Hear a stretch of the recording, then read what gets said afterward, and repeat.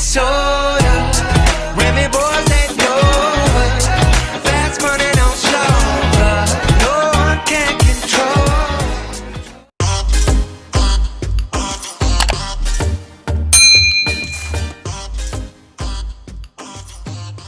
Assalamualaikum warahmatullahi wabarakatuh. Halo sahabat cerdas, apa kabar hari ini? Semoga dalam keadaan sehat ya. Bertemu lagi dengan saya Najifah Madrin. Kali ini kita akan belajar tentang berkompetisi dalam kebaikan. Ada yang tahu apa itu berkompetisi dalam kebaikan? Dan mengapa ya Islam itu mengajarkan kita untuk berkompetisi dalam kebaikan? Penasaran kan? Untuk itu, stay tune terus di video kali ini. ولكل وجهة هو موليها فاستبقوا الخيرات أينما تكونوا يأت بكم الله جميعا إن الله على كل شيء قدير. Nah, setelah kita mendengarkan tadi lantunan ayat Al-Quran Al-Baqarah ayat 148, kali ini kita akan membahas isi kandungannya. Kira-kira apa sih isi kandungan Al-Baqarah ayat 148 tentang berkompetisi dalam kebaikan? Menurut tafsiran Al-Qurtubi, firman Allah yang artinya, maka berlomba-lombalah kalian dalam berbuat kebaikan. Maksudnya menurut tafsir Al-Qurtubi, bersegera kalian pada ketaatan. Ayat ini menunjukkan bahwa mendahulukan lebih utama daripada mengakhirinya. Misalnya dalam bab sholat, para ulama sepakat bahwa mendahulukan waktu sholat itu lebih baik daripada mengakhiri, karena ditakutkan kita akan lalai. Sedangkan menurut tafsiran Ibnu Katsir, ayat tentang berlomba-lomba dalam kebaikan maksudnya agar kita senantiasa taat kepada syariat Allah dan menjadikan Al-Quran itu sebagai pedoman kita, sebagai kitab yang diturunkan oleh Allah untuk kita sebagai umat akhir zaman. Nah, kalau kita melihat secara harfiahnya, makna fastabiqul khairat dalam surat Al-Baqarah ayat 148, fastabiqul khairat ini memiliki makna berlomba-lomba dalam kebaikan. Maksudnya manusia itu diperintahkan oleh Allah untuk berlomba-lomba atau berbuat kebajikan terhadap sang penciptanya, terhadap sesama manusia, terhadap makhluk-makhluk yang diciptakan oleh Allah seperti alam semesta dan lain sebagainya. Jadi apabila ada orang yang berperilaku baik kepada kita, alangkah baiknya kita membalas dengan perilaku yang lebih baik juga. Jika ada orang yang berusaha menyakiti kita, maka lebih baik kita memaafkan atau kita juga berbuat lebih baik.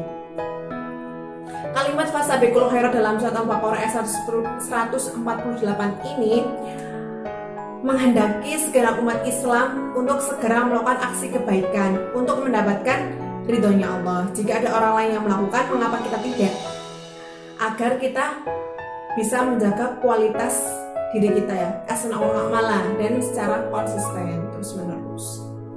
Nah, fastabiqul khairat ini juga membutuhkan perencanaan dan pelaksanaan serta kontrolin, sehingga waktu yang kita gunakan untuk melakukan fastabiqul khairat itu pada tempatnya. Untuk itu, agama Islam tidak hanya meminta umatnya untuk berbuat kebaikan, namun lebih dari itu, seorang muslim diminta untuk berlomba-lomba dalam melakukan kebaikan. Kenapa sih kita harus berlomba-lomba dalam kebaikan? Ternyata dengan kita berlomba-lomba dalam kebaikan memiliki banyak faedah. Di antaranya, yang pertama, waktu akan menjadi lebih produktif. Dengan kita berlomba-lomba dalam kebaikan, kita akan mendapatkan faedah yang luar biasa, yaitu semua waktu akan menjadi lebih produktif. Tidak ada waktu yang terbuang karena kita sudah merencanakan apa yang akan kita lakukan ke depannya. Selain itu, dengan kita membiasakan diri berfastabiqul khairat atau melakukan hal-hal berlomba-lomba dalam kebaikan akan menyelamatkan diri kita pada kesia-siaan waktu, karena semua yang dihadapi ya tadi yang dikatakan sudah diprediksi, sehingga kita tidak akan terdapat kerugian seperti firman Allah dalam surat Al-Asr yang artinya demi masa sesungguhnya manusia itu dalam kerugian melainkan orang yang beriman dan beramal soleh. Nah, faedah yang terakhir yaitu kita diselamatkan dari godaan syaitan. pada dasarnya manusia itu diciptakan untuk bekerja. Ketika segala sesuatu kita berjalan dengan sesuai fitrahnya, maka akan diridhoi Allah. Sedangkan sebaliknya segala sesuatu yang tidak sesuai fitrahnya kita, maka akan timbul hal-hal yang merugikan pada diri kita. Jadi, hendaknya segera mengerjakan sesuatu yang berguna, tidak menunggu waktu, karena waktu akan ditelan oleh masa. Jangan sampai pekerjaan kita akan dihalangi oleh 7 masa atau keadaan yang sebagaimana disebutkan oleh Rasulullah SAW dalam sabdanya yang artinya, segeralah kamu bekerja sebelum datang 7 peristiwa atau perkara, karena yang kamu nantikan hanyalah 1, kemiskinan yang menyebabkan kamu lupa, 2, kekayaan yang menyebabkan kamu durhaka, 3, penyakit yang membinasakanmu, 4, umur tua yang menyebabkanmu lemah berpikir, 5, mati yang mengantarkanmu ke liang kubur, 6, dajjal atau penipu, dan itulah yang seburuk-buruknya dinanti saat kiamat, dan saat itulah lebih hebat dan lebih pahit. Karena kita tidak akan pernah tahu kapan waktu kita akan berakhir. Mungkin saja besok atau lusa kita mengalami gangguan dan rintangan yang akan datang menghalangi untuk berbuat baik. Akibatnya segala sesuatu yang telah kita rencanakan tidak akan berjalan sesuai yang kita rencanakan atau bahkan bisa dianggap gagal.